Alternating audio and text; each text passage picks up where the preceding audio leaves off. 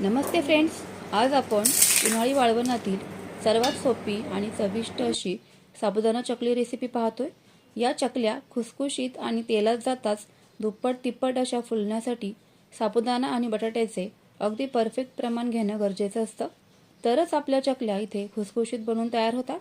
अगदी न तुटता किंवा तुकडे न पडता ही चकली कशी बनवता येतील ते मी आज अगदी डिटेलमध्ये सांगितलेलं आहे। चला तर मग बनवायला सोपी, खुसखुशीत आणि खायलाही तितकीच चविष्ट साबुदाण्याची चकली बनवायला सुरुवात करूयात। पण त्याआधी तुम्ही जर का चॅनलवर नवीन असाल तर चॅनलला सबस्क्राईब नक्की करा। उपवासाची साबुदाणा बटाटा चकली बनवण्यासाठी इथे मी अर्धा किलो साबुदाणे घेतलेले आहेत। तर तुम्ही तुमच्या घरातील कुठलीही एक वाटी फिक्स करायची आहे। प्रमाण वाटीने मोजा किंवा अर्धा किलो पाकीट तुम्ही डायरेक्ट बाजारामधून आणून घेतलं तरी देखील चालेल। आता तिथे मी 3 वाट्या साबुदाणा एकाच वाटीने मोजून घेतलेला आहे। बारीक साबुदाणा घेतला तरी देखील चालेल, इथे मी जाडच साबुदाणा वापरलेला आहे। आता हा साबुदाणा स्वच्छ असा 2 ते 3 पाण्याने धुवून घ्यायचा आहे, किंवा साबुदाण्यामध्ये बऱ्याच वेळेला पावडर असते किंवा डस्ट सुद्धा असते, तर ती आपल्याला इथे स्वच्छ करून घ्यायची। आता हा साबुदाणा भिजवण्यासाठी आपल्याला पाणी घालायचं आहे। पाण्याचं प्रमाण घेणं हे तितकंच महत्त्वाचं आहे। ज्या वाटीने आपण साबुदाणा मोजला त्याच वाटीने इथे पाणी मोजून घ्यायचंय। 3 वाट्या आपण साबुदाणा घेतलेला होता, तर त्यासाठी इथे 6 वाट्या पाणी घ्यायचंय पातेल्यामध्ये। जेवढा आपण साबुदाणा घेतला तेवढ्याच प्रमाणामध्ये आपल्याला दुप्पट पाणी वापरायचं आहे।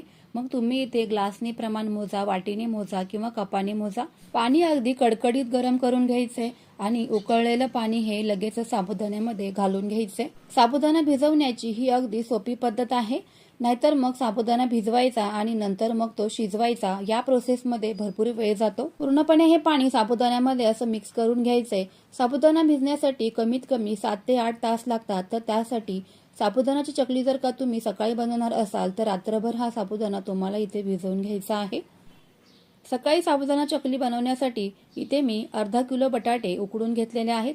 म्हणजे अर्धा किलोच्या साबुदाण्याच्या प्रमाणासाठी इथे अर्धा किलो बटाटे घ्या, हे अगदी परफेक्ट प्रमाण आहे। आता हे बटाटे आपल्याला अगदी 4 शिट्ट्यांवरती मस्त असे मऊसूत शिजवून घ्यायचे। तुम्ही याच प्रमाणामध्ये अगदी 10 किलोच्या चकल्या सुद्धा बनवू शकता, म्हणजे समप्रमाण घ्यायचं आहे। साबुदाणा जितका घेतला तितकाच आपल्याला इथे बटाटे सुद्धा घ्यायचे आहेत। बटाटे असे शिजवून घेतल्यानंतर साल काढून अगदी किसून घ्यायचे आहेत। असे बटाटे किसून घेतल्यामुळे मस्त असे एकसारखे मऊसूत बनून तयार होतात आणि कुठेच गाठी किंवा गुठळ्या राहत नाहीत, आणि आपली चकली बनवताना मग कुठेच अडथळा येत नाही। अगदी परफेक्ट इथे आपला बटाटा तयार झालेला आहे। 8 तास साबुदाणा इथे भिजून घेतलेला आहे। बघाल तर दुप्पट असा फुललेला आहे। साबुदाणा अगदी मोकळा शिजत नाही, कारण त्यामध्ये पाणी थोडं जास्तीच घातले आपण। असाच भिजलेला साबुदाणा आपल्याला चकली बनवण्यासाठी हवा आहे। थोडासा याला मोकळा करून घेऊयात। साबुदाणा बघाल तर अगदी परफेक्ट भिजला आहे। एका मोठ्या परातीमध्ये आपण जिथे बटाटा काढला होता तर त्याच परातीमध्ये साबुदाणा देखील काढून घ्यायचा आहे। अशा पद्धतीची मोठीच परात घ्या, जेणेकरून आपल्याला हे संपूर्ण साहित्य एकाच वेळेला व्यवस्थित असं मिक्स करून घेता येईल। आता या साबुदाणा आणि बटाट्यामध्ये अगदी चवीपुरतं मीठ घालायचं आहे। त्यानंतर लाल मिरची पावडर घालायची आहे। आता ही लाल मिरची पावडर जी असते ती अगदी उपवासाला चालते। यामध्ये गरम मसाला नसतो किंवा कुठल्याच प्रकारचे मसाले नसतात, त्यामुळे मिरची पावडर ही शक्यतो उपवासाला चालतेच।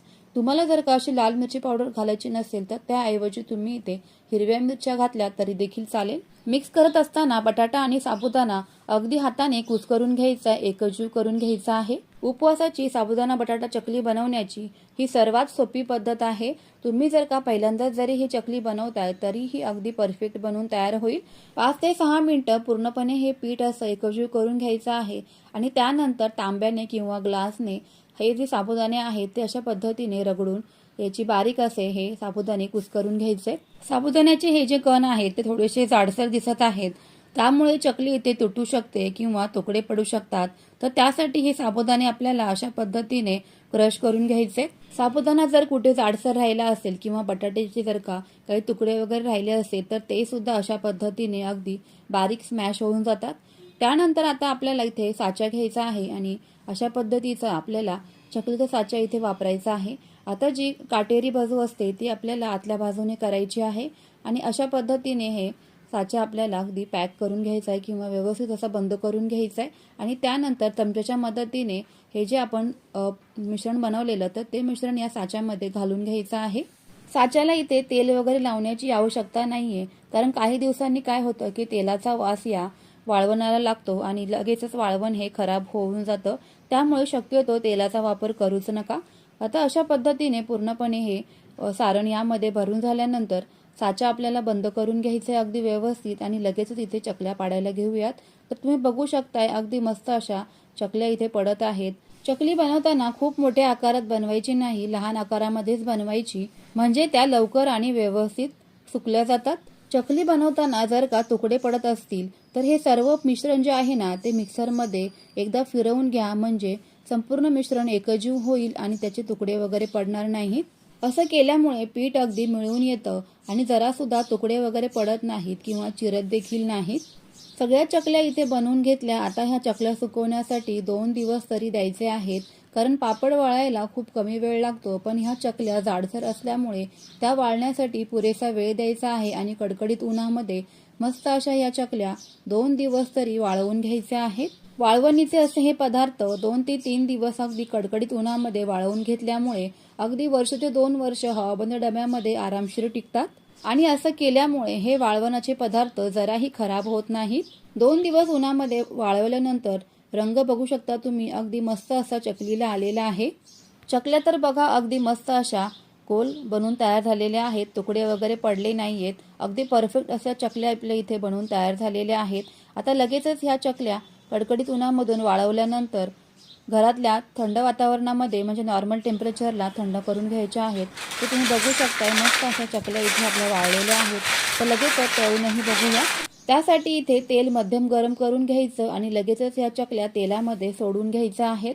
खूप मोठ्या आचेवर चकल्या तळायच्या नाहीत, मीडियम गॅसवरतीच आपल्याला ह्या चकल्या तळून घ्यायच्या आहेत, नाहीतर मग लगेचच या तेलामध्ये घातल्याबरोबर करपू देखील शकतात आणि त्याची चव मग बरोबर लागणार नाही. तेलात घातल्याबरोबर अगदी दुप्पट तिप्पट या चकल्या फुललेल्या आहेत आणि बघता क्षणी लगेचच खाण्याची इच्छा होतील अशा ह्या चकल्या इथे बनवून तयार झालेल्या आहेत. उपवासाची चकली बनवण्यासाठी ही सर्वात सोपी आणि अगदी परफेक्ट पद्धत आहे. तुम्ही जर का पहिल्यांदा जरी ह्या चकल्या बनवताय तरीही अगदी परफेक्ट अशाच बनवून तयार होतील.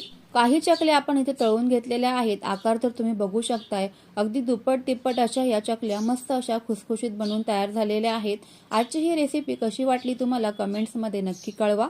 खुसखुशीत अशी उपवासाची साबुदाणा बटाटा चकली रेसिपी जर का आवडली असेल तर व्हिडिओला एक लाईक नक्कीच करा. त्याचबरोबर जास्तीत जास्त ही रेसिपी शेअर नक्की करा. चला तर मग फ्रेंड्स, पुन्हा भेटूयाच तुमच्या आवडीच्या रेसिपीसोबत. तोपर्यंत always keep smiling and keep cooking. Bye bye friends.